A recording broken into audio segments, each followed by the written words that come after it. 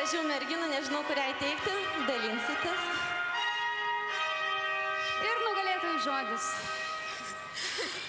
Ačiū!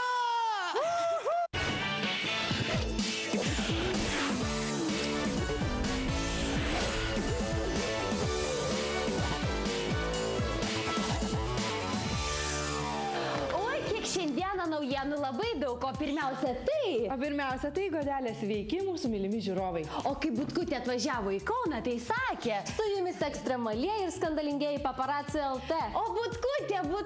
Taip, Butkutė. Šią garsę dainininkę Kaune jau senai nurašė visi, net mama. O tai ką, Butkutė skiriasi, dainuoja, mušasi kaimai? O ką šiuo metu veikia Butkutė, sužinosime visai netrukus. Išskirtinė transliacija iš Kauno. O kodėl toliau nerodo? Greičiausiai transliacija iš televizijos bokšto nuraukė. Butkutė? Ne. O kas? Tuk. Reklama. Taigi apie Butkutės skandalus sužinosite po reklamos. Tęsime skandalingiausias naujienas iš Kauno. Iš miesto, kuriame gyvena visos Lietuvos dėmesio centre atsidūrusi dainininkė Džordana. Netrukus sužinosite visą tiesą apie baisiausių gandų ir netekčių sulaukusią estrados žvaigždę. O dabar žodis suteikiamas Džordanai Butkutei.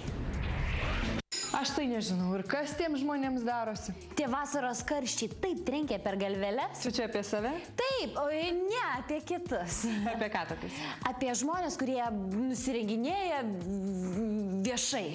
Ai, tai tu čia apie tą Šiaulių miesto valdininką, kuris visiškai apsinuoginę šoko striptizą mokesčių inspekcijos darbuotojams? Taip, apie tą patį. Oi, tai bus labai įdomu. Mėly mūsų žiūrovai, netrukus šokiruojantis, intriguojantis gyvenimo būdo puslapis apie Šiaulių miesto savivaldybės tarnautoją, kuris šoko striptizą. Darbo metu, priiminėdamas klientus? Nežinau, netrukus sužinosim.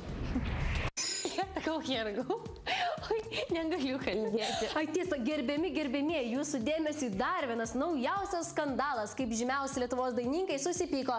Kas geriau, dainuojantis papai ar dainuojantis... Kas čia per klausimas? Aišku, kad geriau dainuojantis... Į šį krūtinių bei padailintų galūnių mūšį Ventame danguje merginos mano, kad scenoje svarbiausia grožis, o tada balsas.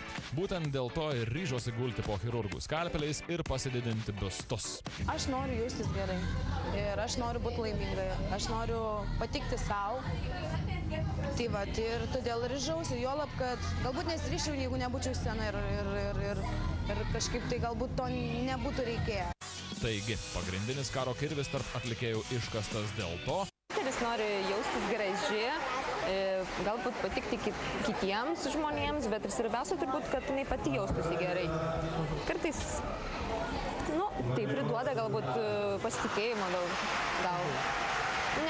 Pavyzdžiui, kodėl moteris, kurios jau sensta ir atsiranda raukšlių, kodėl jos lyginasi raukšlės? Tam, kad būtų gražios visą laiką. Aš tai priimu kaip labai normaliai, labai tolerantiškai. Man tai yra normalu. Jeigu žmogus ten kažką nori pasikoreguoti, aš manau, kad jisai geriau tai padaro ir būna daug laimingesnis dažniausiai.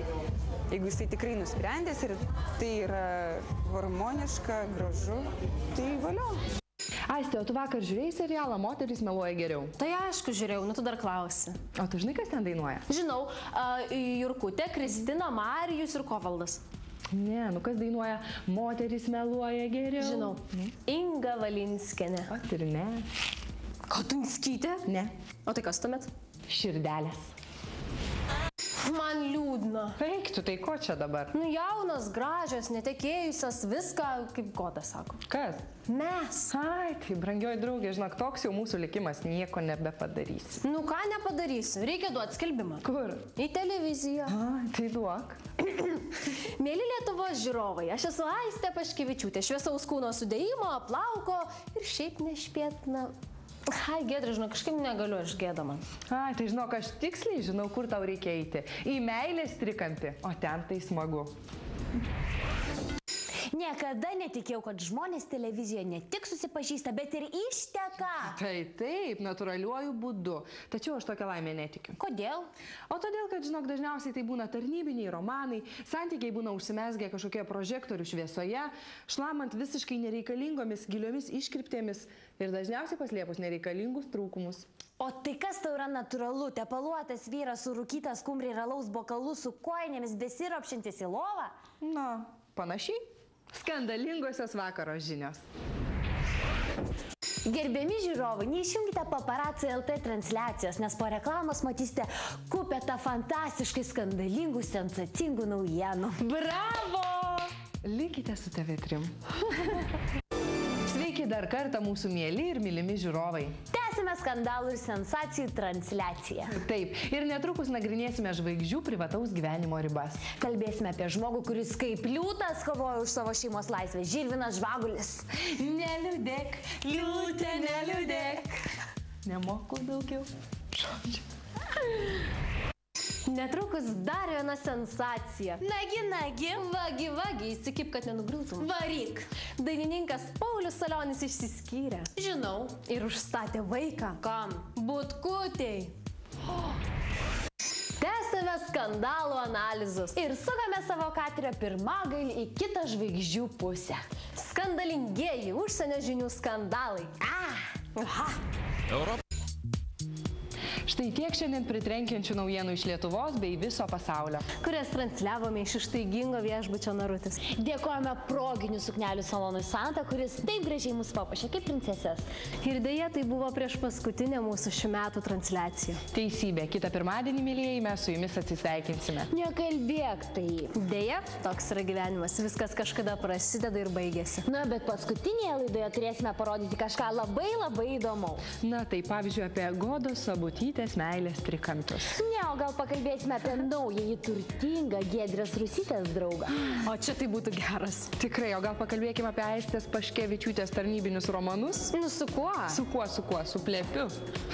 O tai gal jau aš tada geriau papasakosiu, kas tau nupirko bilietą į Kanus. Oi. Aš žinau, Pufikas dedikas. Tikrai taip. O tu geriau, brangioji, patylėk, nes nenorėk, kad visai Lietuvai parodyčiau, ką jūs su Nijole Pareigyte per vakarėlius išdarinėjat. O ką išdarinėjom? Ką, man gėda net rodyti, žmonės savo akimis nepatikėtų. Nurodyk.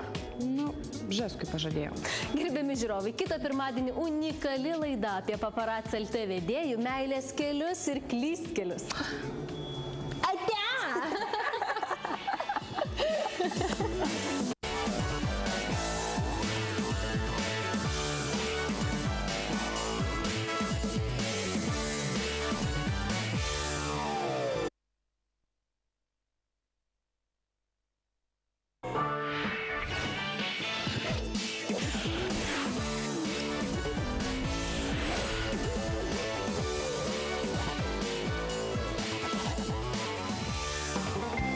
Šiandien, gerbiami žiūrovai, išskirtinė laida. Jūs pamatysite ne tik tai, kas vyks